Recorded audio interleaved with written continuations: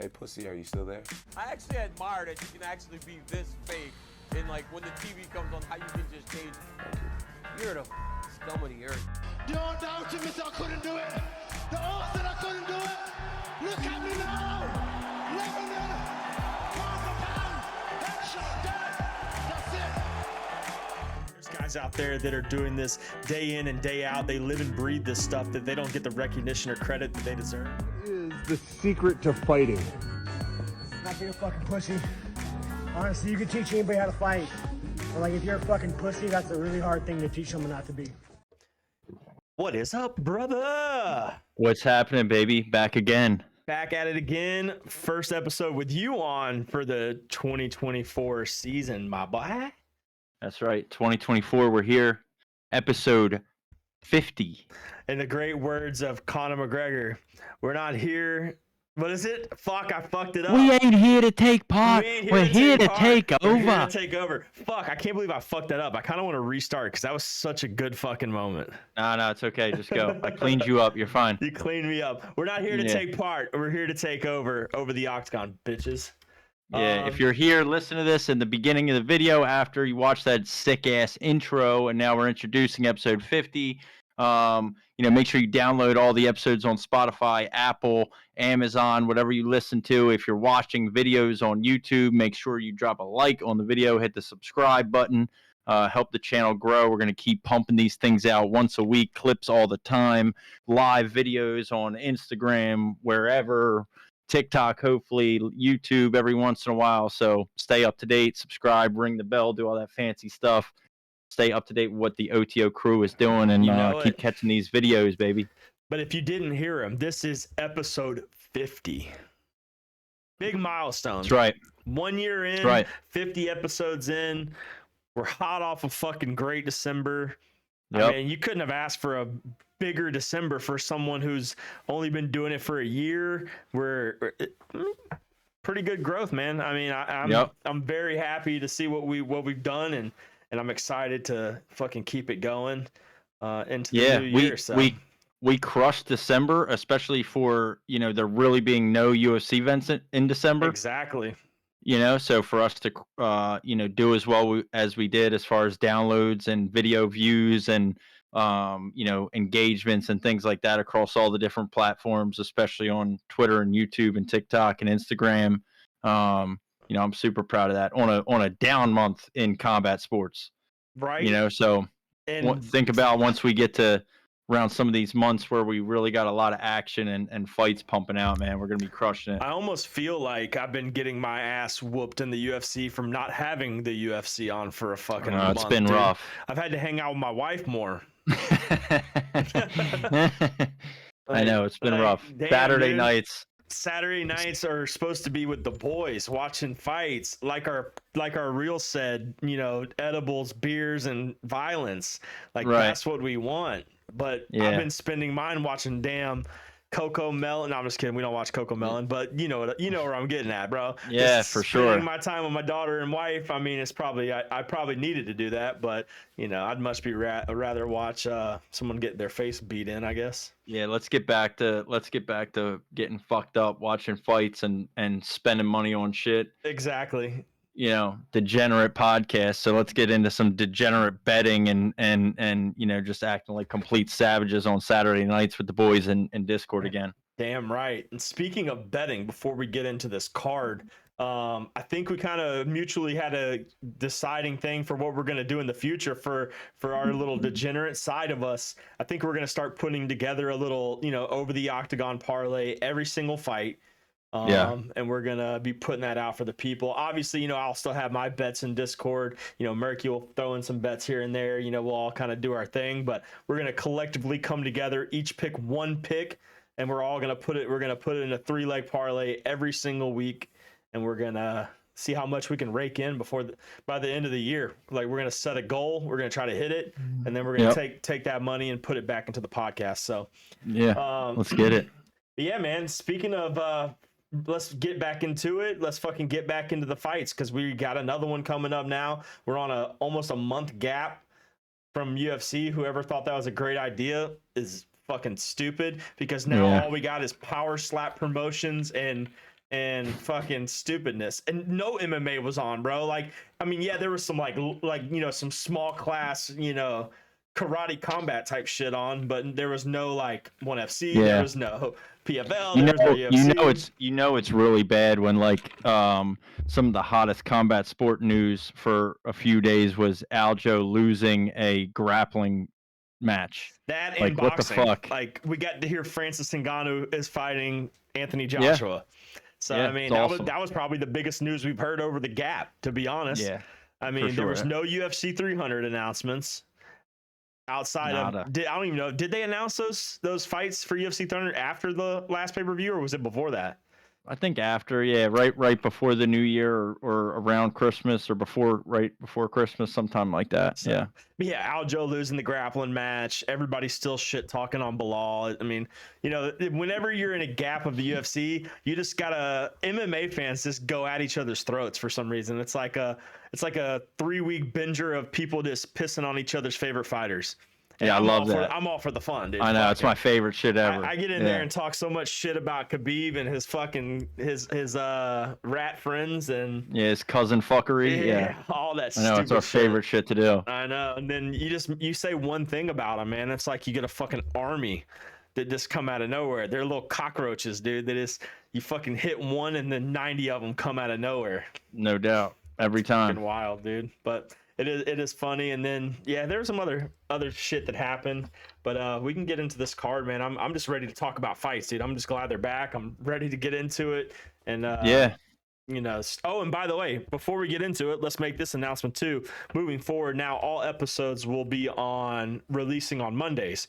So Monday mornings. Yeah, so we'll be recording on Sundays now. Every Sunday so the next day after the fights, we'll be recording, and then we'll be putting out episodes on Monday. So that way now you have a full 5 days of listening to the podcast, so you can kind of truly hear us, give you a chance to listen to the full thing. I know I can't listen to every single second of a podcast, every day, but over a 5-day span, I sure the fuck can listen to an hour-long podcast. Yeah. So catch up, get breakdowns of all the upcoming fight nights, pay-per-view cards, whatever's going on this week. So this week obviously we're coming back and we have the fight night between Johnny Walker and Magomed Ankalaev, and so this way we can break down the whole thing in pretty good detail and give you some time to really dive in and catch all the little details that you have to look forward to with this fight night. So it should be good. For sure. Well, dude, I'm ready to jump right in. If you're ready to jump right in, my friend. Ain't nothing to it but to do it, my friend. All right. Well, to kick off the 2024 year of the UFC, we have a fight night headlined by Johnny Walker and Ankalaev 2. The first fight did not go as planned. There was a it was a disqualification. It was just headbutt or eye poke or something like that. I'm pretty sure. And Johnny Walker couldn't see, so he was like, the ref was talking to him, and he guessed language barrier fucked him and was like, sorry, he's done. He can't see. Right, and he was saying he could see. Yeah, well, he said, "Where are you at?" He said, "In the desert." Like, he's not wrong. He wasn't wrong, and Dana said that too. Dana was like, "Well, he kind of wasn't wrong on that, but probably could have answered the question a little bit better, so you didn't get your match thrown out." But they will be headlining the first UFC card of the year. It's their second fight. The first fight I felt was going in Ankalaev's way at the beginning, so we don't really know how it was going to turn out, but we'll get to that fight later. We can start at the bottom and kind of work our way to the top, unless you'd rather work the other way. No, let's just go up through the prelims and kind of come up. I think there's some low-key bangers on the prelims. There's some really good prospects on the prelims, some young guys, probably a lot that a lot of people haven't heard of. We've gotten some comments on some of our videos and stuff recently about giving some more information and showing who these people are. So we're going to make sure that we do that here in the videos now. And it starts off with Joshua Van Felipe Bunez, I guess is how you would say that. Buns, son. Buns? I don't think it's buns, dude. I don't think it is either. It's Bunez. Bunez. Bunez. Yeah. we butcher names on this podcast all the time anyway. So if you're expecting us to be able to pronounce all these different names perfectly every time, you're listening to the wrong guys. 8:30, and we had to fix issues for 30 minutes. So in 30 more minutes, I'm probably gonna call Johnny Walker Johnny Ankalaev or some shit. So just prepare y'all for that. But yeah, Joshua Van. See, I almost called him Johnny Van. Joshua Van Felipe Buns. This is going to kick off our year. I like Joshua Van. I've seen him fight a couple times now in the UFC. He's a young prospect at flyweight, which is kind of an all over the place division right now, especially after we just saw the most recent title fight. But Felipe Buns, I'm just going to call him that from here on out. Yeah, for sure. No doubt. I'm pretty sure he's making his UFC debut, if I'm not mistaken. I think this is his first fight in the UFC. And he's getting a Joshua Van, who is on a 2-fight win streak in the UFC. So obviously, if I had to take a shot in the dark, I'm going to go with Joshua Van simply based on, repetition.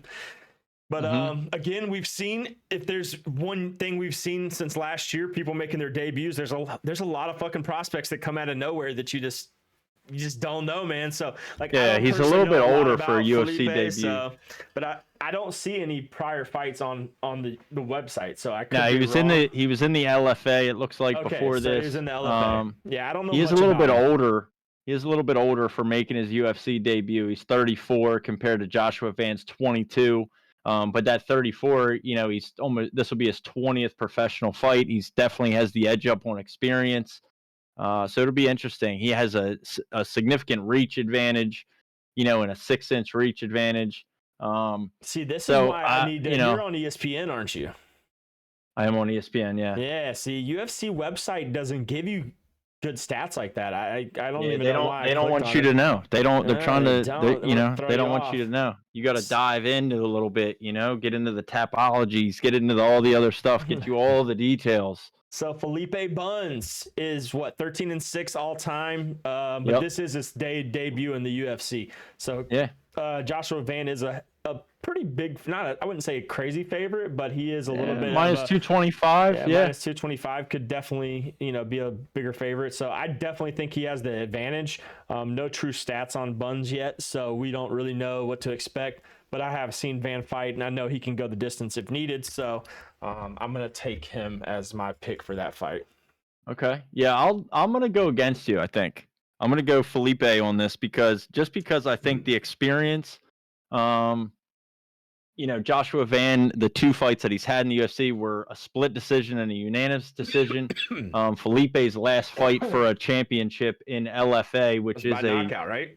Yeah, it was by knockout, and it was a good knockout. And LFA is a huge, it's like a huge kind of local regional scene, right? Mm-hmm. So that's one of the bigger ones around the country. So he's the real deal, and he's been doing it for a long time. I think experience always speaks volumes in the fight game, and like I said, don't just discredit the fact that Joshua Van's 9-1, No, for sure. I mean, he's also 22, and he came from Fury UFC, which is definitely one of another organization that's probably bigger, honestly. Puts out a lot of good prospects. So. Yeah, no doubt. I just think the age gap, the experience gap, and then just physical attributes. He's bigger, the size, the reach advantage. So it depends on what kind of fight it's going to be, determines the outcome, obviously. Like it looks like, I don't know. Joshua Van doesn't seem like much of a wrestler or grappler. He only averages 1 takedown, per fight. So, if it stays on the feet and becomes, a kickboxing match, that 6-inch reach advantage, I think favors Felipe. So at plus 185, I'll take that. Nah. I'll throw some cash on a little plus 185. Well, looks like we're splitting right off the beginning of the year. We're just gonna go opposites all year. Fuck it, right? Fuck it. Yep. And then next fight of the card, we got Nick. I'm just gonna call him Nick Motta versus Tim Nolan. Tim Nolan undefeated. Tom Nolan. Oh, Tom Nolan. Fuck. See, I'm reading too fast. Tom Nolan, 6-0 in his fighting career. coming off of 5 straight knockouts, which is right, and a pretty first good round knockout, in the Dana White. knockout in Yep. Contender Series. Exactly. Yes. So big prospect, 6-0. I mean, you can't ask for more. I don't know too many fighters who are 6-0 professionally and get a call to the UFC unless there's something about them. I mean, just now he's set up. This is a in my opinion a setup win for Tom Nolan. I agree. Nicholas Mata is coming off a draw or no contest draw, a loss that he got knocked out. He lost to Jim Miller by knockout. He fought on the Sandhagen card fight night and he won that by knockout, but then lost in the first round his next, then a no contest. And then you look at Tom Nolan. I'm sitting here on the last fight talking about attributes. I mean, Tom Nolan, this is a lightweight fight at 155 pounds. Tom Nolan is 6'3". Whoa. Compared to Nicholas Mata's 5'9". So 6'3" is crazy to be that fucking. To be that 6'3" is small. crazy. Yep. Significant strike accuracy for Tom Nolan's almost 60% compared to 31.3%. Significant strikes landed per minute, almost 10 compared to Nicholas Mata's 2.6. Yeah, I think that one's an easy pick. I think this is a setup fight for a prospect. To get a first win in the UFC from Australia too. So they have a huge following over there. Plus, he's got a sick nickname. They call him the Big Train. So I'm all in on Tom Nolan, baby. Yeah, I agree with you on Tom Nolan. This next fight, dude, I'm gonna throw something out there before we even talk about it. Yeah, go ahead. So on UFC, talk to me. On the UFC website, right? If you look at the odds, they have Silva being a -900 favorite, okay? Yes. If you look on the UFC website, they have Weston Wilson being a -750 favorite. Make it fucking make sense. So who is the favorite?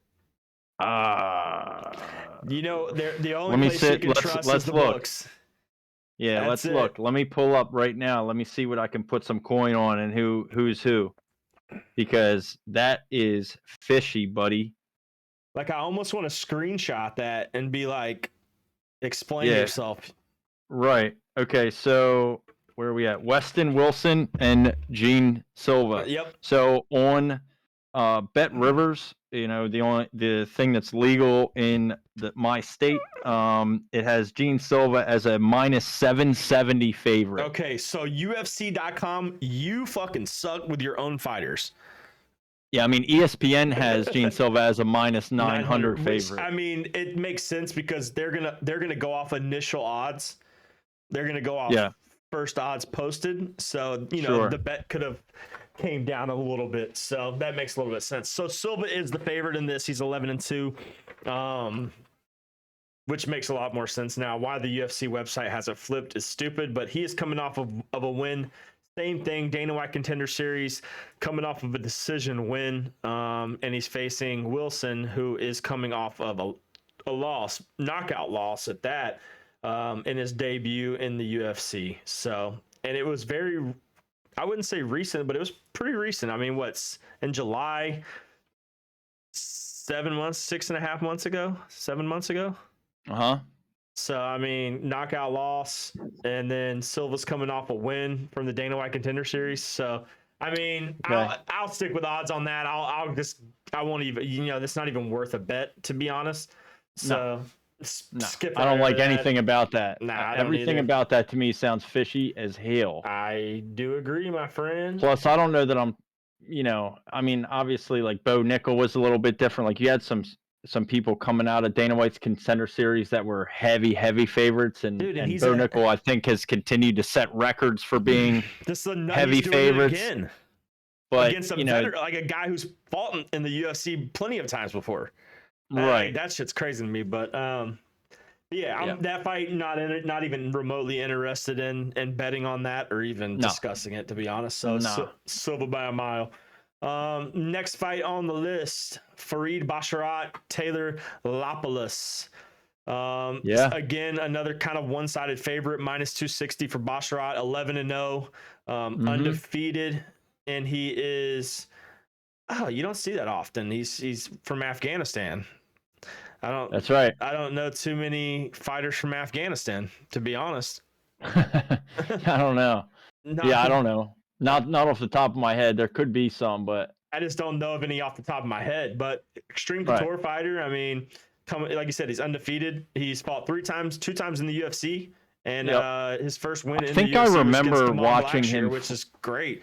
You know, Damon Blackshear's coming up on a pay-per-view soon, if I'm not mistaken. Yeah, I think I remember watching him fight on the that last Cyril Gane fight anyway. So yeah, I'm familiar with him. He's undefeated, 3 straight wins. That was the guy. That's- Okay, now I'm like thinking. Remember the Afghanistan thing? Yeah. Okay. Because we literally talked about, we literally said that, you know, and this is probably not like a PC thing to say, but like we were watching his fights and it was like, oh, from Afghanistan. We were like, what the fuck? Yeah, like when the fuck What did they fucking UFC gyms they got in those mountains out there, dude? The First fuck of all, kind of those backwoods guys shit don't is this? fucking fight. Yeah. So, but yeah, man, I think I don't want to sleep on Taylor Lopoulos there for sure, but I'm pretty sure his fight was like very quick too. Like he got a pretty quick win in that fight, his last fight. Yeah, it was a first round submission. Yep. Okay. Yeah, Yep, first round submission. So, but I like Basharat undefeated. Fuck it, we're riding. We're gonna ride with him. Absolutely. We'll keep it moving on that. Next one, I think Marcus McGee's got he's got a lot of fans. He's got a couple people that like him, so he's definitely Absolutely a name that you can hear and be like, oh yeah, I like that guy. And then you got you want to pronounce it? Bolaños? Gaston Bolaños versus Marcus McGee. 8-1 Marcus McGee is going to be the favorite at minus 275, which I like that as well. I actually kind of like. Absolutely. I like him in this fight a lot. I've watched a few of them. Not too familiar with Bolaños, but I like Marcus McGee. Definitely have seen a couple of his fights, so I know he's pretty solid. And I think if I'm not mistaken, he's got a little height advantage, but not same reach. So. Yeah, I mean Marcus McGee's coming off 4 straight wins, 4 straight finishes, and he's fucking America. Yeah, so we're always going to go with that. I think Bolaños is Spanish, if I believe from. Oh no, he's Peruvian. Excuse me. Peruvian. Yeah, America. Peruvian. Fuck yeah, Marcus McGee. Yeah, so baby. we'll go with Marcus McGee by $1 million. By $1 million. So yeah. But our next fight is our first evened odds fight of the night. So very pick'emed. Preston Parson versus Matthew Semmelsberger. Another name that you've heard and liked, and probably watched and liked before. So I'll let you start with this one, Murky. What's your thoughts? This is going to be a war, bro. I have a feeling that this is going to be an absolute war. The Matthew Semmelsberger's last fight, he got knocked out by the dude Medic, which was a battle too, until one of them basically got KO'd and Semmelsberger got KO'd. So, Preston Parsons, it is super even. I feel like it's even because it's just going to be one of those fights. Right? Like you don't really know who's going to win. Maybe you gonna take be a finish inside the distance from either fighter. Yeah, I like it. I do. I like it for sure. You know what I mean? I mean, Preston Parsons, the only thing I'll say is his last 2 fights he's 1-1 and they were both decisions. Yep. But before that. Yeah, right. But before that, we were on a nice streak of finishes and he lost to D-Rod by KO. So that might be a decent bet to look at inside the distance if we can get it. So I do like inside the distance on that. So I'll stick with that. As far as a pick 'em, I don't really have a choice. I'm gonna I know that sounds crazy. I think I'm gonna go with Parsons, simply based off of grappling. Okay. alone, because I feel like if it does end up becoming a war, he's going to have to adjust, and that's going to, you know, and he's comfortable off his back. He averages, you know, he's a Brazilian, he's a BJJ, you know, guy. So he averages that submission. So if he gets it to the ground, I don't know if Semelsberger is going to be able to stop his takedown. So that might be, you always have those weird scrambles too. Yeah. You know, in fights like that, to where people are swinging for the fences and going for knockouts and stuff like that. He averages 3 takedowns a fight. So, I mean, it's pretty good. I'm gonna fade you. I'm gonna go Semelsberger simply because he's American and he rocks a mullet and a mustache. I know Preston Parsons is also American, but he rocks like a cop haircut. He rocks the I'm not gonna pick the guy. I'm not gonna pick the guy that rocks the police officer haircut. We're gonna go with Semelsberger, who, you know, is Trailer Park Boys 101, mean mullet, mean handlebar mustache. And just an absolute American badass. So we're gonna rock with Semelsberger on that one for the slight favorite. Nothing wrong with that. I like that too. But all right. So the next one on the night is our prelim main event. Oh man, Murky, I really hope this. I mean, as crazy as this sounds, because he's such a legend, I really hope this is Andrei Arlovski's last fight, dude. Yeah, I mean, he's just too old, brother. It's time to give it up. And he's not fighting someone who's bad either. I mean, Cortez Acosta has gone and went out there and fought some bangers here recently. Arlovski is just old. I mean, would I love to see him fucking knock out Acosta? Hell yeah, I would. But dude, Acosta's coming off a big knockout win. Andrei Arlovski is on a, you know, he's not looked the greatest in his last few fights. He's gotten knocked out, subbed, and he got knocked out by Dante Mays, which is like, dude, Mays is garbage, bro. Yeah, I mean, he's 44 years old, man. He's still gotta hang it up, bro. Yeah, he's just fighting for the love of the game, which I respect it, but you know, not against this dude. Not, you know, he's 10-1. He's wow. Okay, so there's a significant weight advantage here too. Arlovski's kind of small for the heavyweight division at 245. Yeah, well, because he's fucking fat. Yeah, so he's 44. This dude's 32. You know, he doesn't look nothing like the fucking Andrei Arlovski back in the day, bro. Right. No, for sure not. Yeah. So I think this is setting up. You know, hopefully it is setting up for his retirement.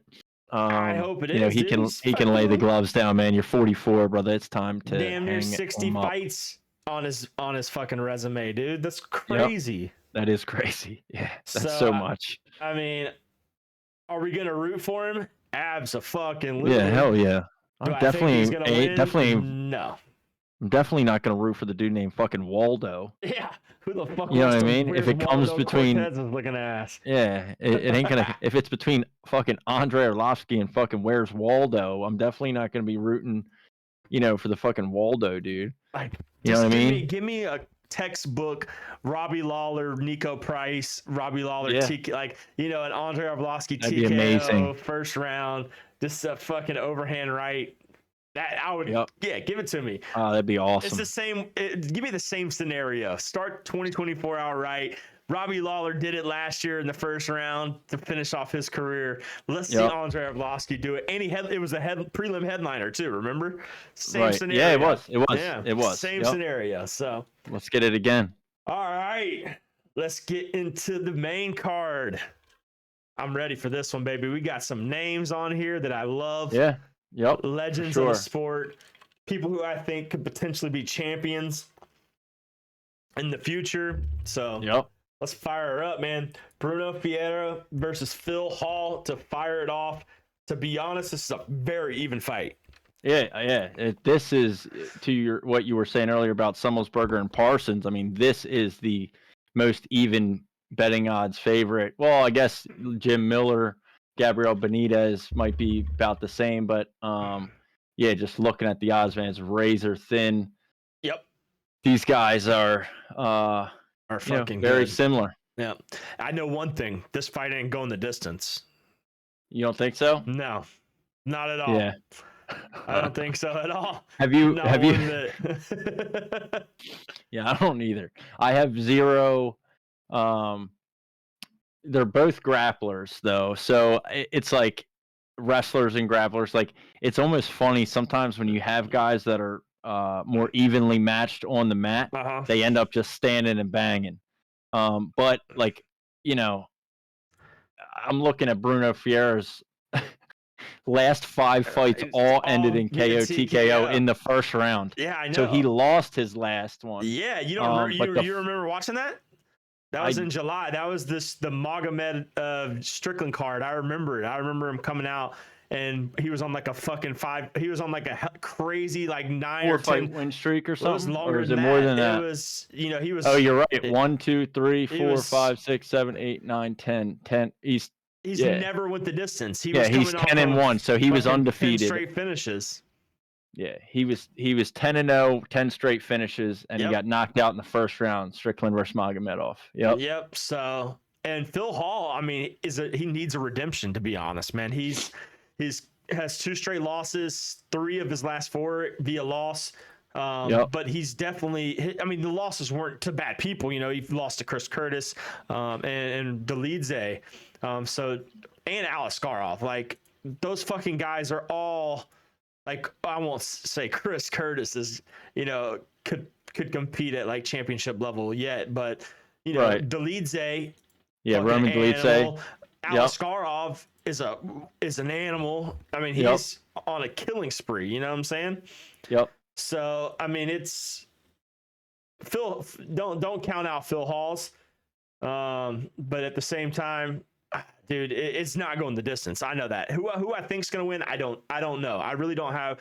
I like Phil Halls, so I might ride with him strictly because he's a wrestler. He may be able to control that ground. But if he gets caught, it's gonna be. Yeah, Bruno Fierre's got some power in them hands too, buddy. Yep. So I feel like this is a get back for him. He was gonna be 10-0, 10 straight finishes. He got knocked out in the first round. But you never know how people react after a knockout loss like that either, right? True. So like he might be scared to get knocked out again. yeah, I mean it's tough. Like that stuff messes with people mentally. We've seen it before to where fighters don't come back the same after losses like that. So but I do feel like this is a prime opportunity against a respected opponent for Bruno to get his get back and get back in the win column and leave here 11-1. Yes, By first round KO TKO. Nope, That's what I'm thinking. I agree, my friend. So I'm gonna say I'm saying inside the distance. For sure. Under 2.5 rounds. Under 2.5 rounds. I like that without a doubt. Hell, I might like under 1.5 rounds. Ooh. Man, I wonder what the odds are for that. I mean, First we'll round wait till we get knockout? closer. What if we? Oh, you know what I kind of like, dude? Fight to end in the first 60 seconds. Yeah. Those are always so crazy. I threw a couple dollars on that. Those are fucking awesome. I think you did Tony Ferguson, right? Yeah, Tony. Yeah. I was like hope and pray, dude. Let me That's throw like great. $1 on this. It was like plus 13,000 or something. Yeah. But fuck it, dude. If that bitch hits, let it ride. You know. Yeah, So I like that. We might play a couple of those this year. well, you know See- what see might how be it a good goes. idea? Looking at this card and breaking it down, man, but we'll talk about it when it gets closer to it. And I know, this fight's coming up on Saturday. Maybe we put out our 3-pick parlay on Friday. Yep. But maybe we'll do a 3-pick parlay, 3 fights all under 2.5 rounds. Okay. Or that could be our play. That's what I'm saying. Like, You know? I think there's contenders, at least 3 on this card for sure, that all go under 2.5. under 2.5 or within the distance for sure. Yep. That would kind of be a cool play, right? I agree. All right. So we'll put that play out probably Friday. Yeah, we'll think about that. We'll let that ride a little bit. Yep. And then next let fight it on the marinate. card, Ricky Simon, Mario Batista. Ricky Simon coming off of that loss against Song Yadong. Batista coming off a big win against Damar Blackshear. Yeah, it is. So this is a pretty even fight in my opinion. I think Ricky Simon, he's in top 15. I'm pretty sure. If not, he's like right on the edge or right on the outside of it after that loss. Mm-hmm. But they're both good fighters, dude. They both of these guys are gonna scrap. I could see it going the distance. To be honest, I could see it being one of those fights where it's pretty evenly matched. Depending on who's gonna, I think what's gonna come down to this is who's gonna get the most control time. Yeah, I agree. Is gonna win this fight. And you know, Ricky Simon, yeah, he's coming off that loss, but let's not forget he was there top 15, so he's fought good competition. Mario Batista's on the rise. He's trying to get into the top 15. So I mean, this could be almost similar to like what you would see in like a flyweight fight. This is just a scramble scrap all around, and I like it. I mean, yeah, I like Mario Batista as the dog here. He has a slight advantage in this though, the height advantage. Not a reach advantage though, which I mean, right? You know, they're fairly matched. Guys who are coming in with huge stat lines lower on the height, like Volk does when he fights. But luckily, Volk has a huge reach, like a reach. It's weird. Mm-hmm. So guys who are short but have a bigger reach, I mean, maybe it works to their advantage. But I don't know. I like Ricky Simon in this one, so I think we're gonna fade each other again. So I think he stays in the top 15. He's a competitor. I think he can still compete high level. So I think he'll win this one and put himself in a good position to fight another top 10 fight. I mean, he just fought Song Yadong. I mean, and Song Yadong's top 5 bantamweight right now. Right. I think he's top 5 or close to it. So. Well, I will say this too. Bringing this up, I think this is a good time to mention. Anybody that's listening to the podcast on any of the audio only versions, or if you're catching this video on YouTube or something like that, we do a completely free kind of fantasy MMA pick'em type situation on an app called Verdict MMA. If you guys aren't familiar with Verdict MMA, you should be. It's sick. Him and I do it against each other every fight. It's a lot of fun. You know, you pick the winner of the fight, the way they win, the round they win in, or decision. Gives you a little bit of kind of XP, they call it, to kind of boost and bet on certain fights more than others. But we do have a league set up for Over the Octagon. We're kind of just starting out. It's just me and him in there. But if anybody else listens to the video or any of the podcasts or anything, and you want to get in on kind of like a fantasy MMA, I don't really know how else to describe it. It's almost like a weekly pick'em kind of fantasy MMA thing. If you want to get involved in that, man, just hit us up anywhere on Instagram, on Twitter, TikTok, whatever, YouTube, leave a comment on the video. And we'll get together. We'll make it happen. Just download the app. And it's a lot of fun. Like, they have kind of ladder points set up for rankings, and it's pretty awesome. I think a new season is getting ready to start with the turn of the new year. So it would be a good time to start getting some more people involved in that. Yep, I agree. And we'll probably do a cash fantasy, like maybe mid-year. If we get off to a good start, we'll do the last 6 months of the year. That would be cool. Like a $10 buy-in or something. Yeah, that would be dope. Do something like that. Absolutely. All right, man. So we're getting into the last 3 fights of the card. Next on the list, another legend of the sport, Jim Miller. Likely to have top 3 most finishes in the UFC. It's got to be up there, Versus Gabriel Benitez. Again, an even fight. I don't think Jim Miller loses this, and I'm going to tell you why. Okay. Because Dana White promised him he would be on UFC 300. If he goes out there and gets his lights blown out and beat to shit, he ain't going to be able to fight by UFC 300. Right. So he goes out there, wins quickly, is able to just smooth sell it onto his UFC 300 fight. Yep. Yeah, I mean, this guy's 2-2. Gabriel Benitez is 2-2 in his last 4. But they all ended in KO TKO. Yeah, but Jim Miller just had a TKO no doubt. Win too. Yeah. No, that's what I'm saying. I think this is another one, since we were talking about it, that may not go the distance. It's going to be Jim Miller. Yeah, Gabriel Benitez goes out on his sword no matter what. So does Jim Miller. Like, these motherfuckers don't care. So veterans win this shit 10 out of 10 times. Yeah, I like Jim Miller in this too. Yep. I think it'll make all the difference, and this one definitely ain't going the distance. I'm only saying it because I think like they wouldn't. Why if Dana said he's going to put him on 300? 300 is when, April. Mm-hmm. That's only 4 months away. Right. So it's a fairly quick turnaround. I mean, you have essentially 16 weeks. Yep. So even if you took a month to recover, then you'd still have 12 weeks of fight camp. Yeah, but what if he gets knocked out?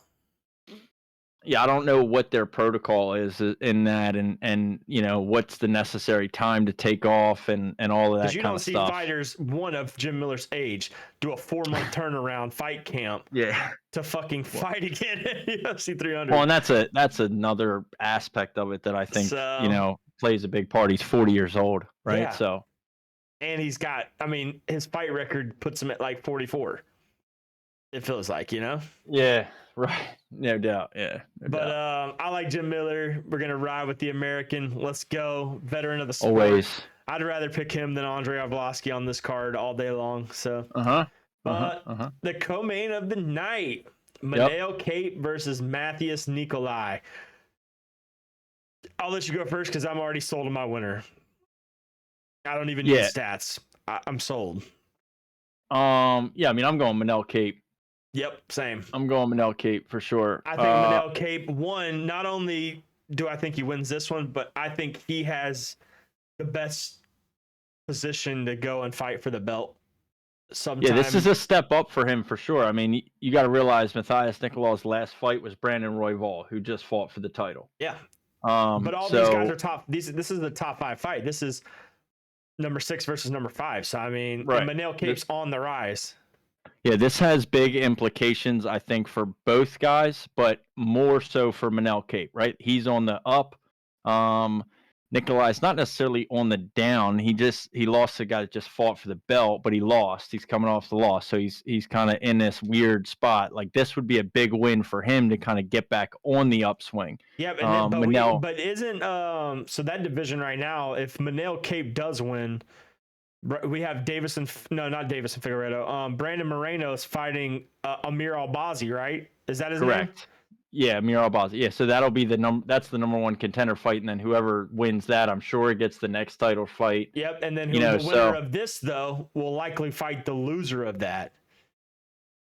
Possible, yeah. We'll have to see how that all kind of shakes out, but that makes the most sense to me. But I don't know. Maybe the winner of this gets the next title shot.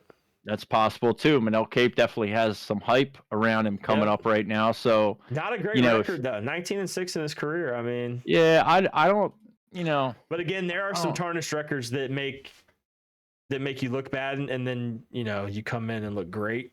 Yeah. And not to mention, so like the other thing that I think is important, I don't think we mentioned it yet, is these guys have fought already. Yep. So this is a second fight, which Manel Kape lost the first one. Yep. But now that's the last time he lost. Yep. Was against this guy. And now he's been on a 4 or 5 fight win streak since. 2 by TKO KO. Yeah. So I think this is setting up for Manel Kape to, really emerge in his prime. I mean, the in guy's that flyweight first fight division. in the UFC was against the champ. Right. And he went to a 3-round decision. So, take it as you want. His only loss is by decision. He hasn't been knocked out, so he's, I love flyweight fights, man. I know, low key. I used to not like them as much. Now I fucking love them. Dude. They're great, man. They're always scraps, dude. You can't never say that they're boring, dude. Nah, they're so good. Nope. Yep. So I like Manel Kape. Hope he wins. I actually like his character. I like his Who was he arguing with the one time? Was it Izzy? No, it's Kai. Well, yeah, Izzy at the press conference, but Kai Kara France. Nah, well, yeah, but what I really like is they're supposed to fight. Yeah, but the thing I really like about the Izzy thing is like Izzy's literally fights 60 pounds heavier than him. Oh, I know. Right? And it's like, dude, it's just like he is talking shit to him. Yeah, Izzy's just laughing like, what the fuck are you talking about? So, my man didn't care at all. I enjoyed flyweight fights last year, man. Brandon Moreno, Davison Figueiredo was a scrap. Moreno versus fucking Pantoja was a scrap. Pantoja Mhm. Raval was a scrap. They're always Yes. nonstop, bro. Remember They're so Muhammad Makaev, Tim Elliott? That was a scrap. Like Yep. there's a couple of good flyweight fights last year, man. absolutely. So Yeah, Manel Cape's the one that dropped the F-bomb in his post-fight press sure conference did. too, right? Yeah. Yeah. Yeah, Hitman. Yeah. That was like the night of fucking Sean Strickland, right? It wasn't a Sean Strickland night. Where Maybe. you had There was all- another yeah, one too yeah, that 'cause did it, Sean right? was fighting Izzy, right? Yeah. So, And he was- maybe, I don't know. Is that and his then- last fight? I and think then it the was other- Manel Cape's last fight. The other white guy. Adesanya Strickland, correct. Yeah, Yes. yeah. Yeah, and 'Cause then that- the other guy did it too. The other white guy did it too. Fucking love it, dude. It's great. Yep. And then to finish off the card headlining, we got Magomed Ankalaev, Johnny Walker. Go ahead. I'll let you take the wheel on this one. I don't know. I mean, obviously I think it favors Ankalaev. Absolutely. But I don't want him to win. He's boring, like, dude. He's really fucking good. Like, he is really good, but he's also like, I still just can't, I'll never get over. It's gonna take a lot probably for me to get over his fight with Jan Blachowicz So that ended bad. in a draw, that like he threw the hissy fit. I know I've talked about it on this podcast Yep. before. Like, he threw this hissy fit afterwards and whatever. Like, dude, I just feel like he acts like a little bitch. I hate people that like whine and fucking complain and like, dude, like if you would have won the fight, you would have won the fight. Yep. I Right? agree. Like that we watched it. It was super it was super close. yeah. And then his very next fight was the head. I thought it was it an eye, or it was the eye poke or a headbutt? I guess it was a headbutt or an eye poke. Yeah. No. So wait, was it? No, I think it I may think have been a headbutt. No, I Yeah. think it was eye. It was a gotta been eye poke. no, it was the headbutt, because that's why they were asking him, "Where are you?" Oh yeah, you're right.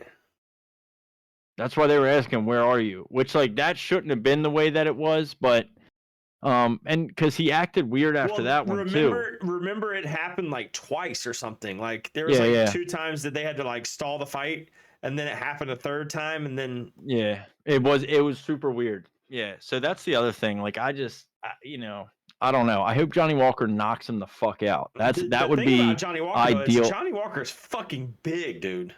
Yeah, Johnny Walker's big as fuck. Yeah, I know. 6'6", 82-inch reach span. Like that's Mhm. crazy, bro.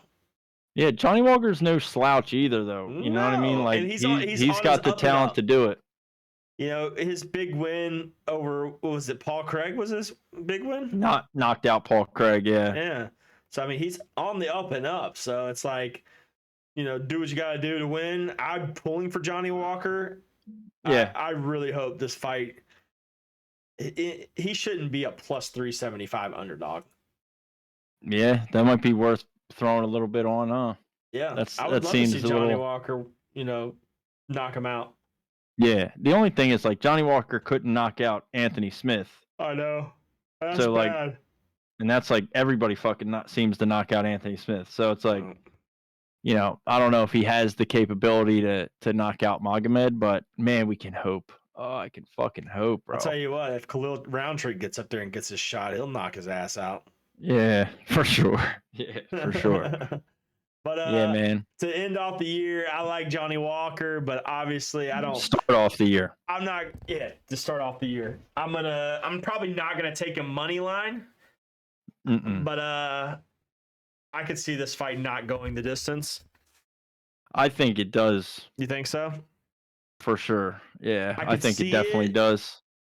I don't I know. think Magomed wins a decision. Split? Realistically, I don't think Or I don't think unanimous? either one of these guys get the finish. I don't know. Maybe two- Split or is- unanimous. Is it it could 5 go rounds? either way. It's got to be. Is it 5 or 3 rounds? I would assume it's a main event, so it's got to be 5 rounds. 5 rounds, right? Yeah, I would assume. Yeah. That's true.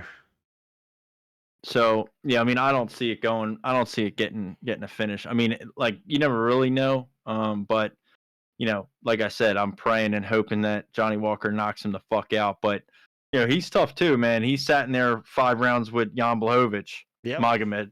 It's So true. that dude's tough as fuck. There's no two ways about that. And he's probably pissed off to like Johnny Walker just seems low key too relaxed. Magomed probably has been in He one like of those, laughs and talks shit and has fun the whole time he's in there. Dude, he's probably been in one of those fucking camps, just out there fucking training his dick off because he had 2 fights in a row that ended in either a draw or a fucking no decision. No contest. Right. He's probably out there in one of those daggy dungeons. In a fucking cave. Yeah. Just fucking beating himself. Looking at a picture of Johnny Walker on the wall, just punching a rock. Yeah, it's possible, dude. Who knows? Who fucking knows? But yeah, I don't know. My wish and my hope and what I want is for Johnny Walker to win by KO. I think Magomed ends up winning a decision. That's what I think. I can see it. Mm-hmm. I don't hate it, sir. All right, man. Well, that ends the card.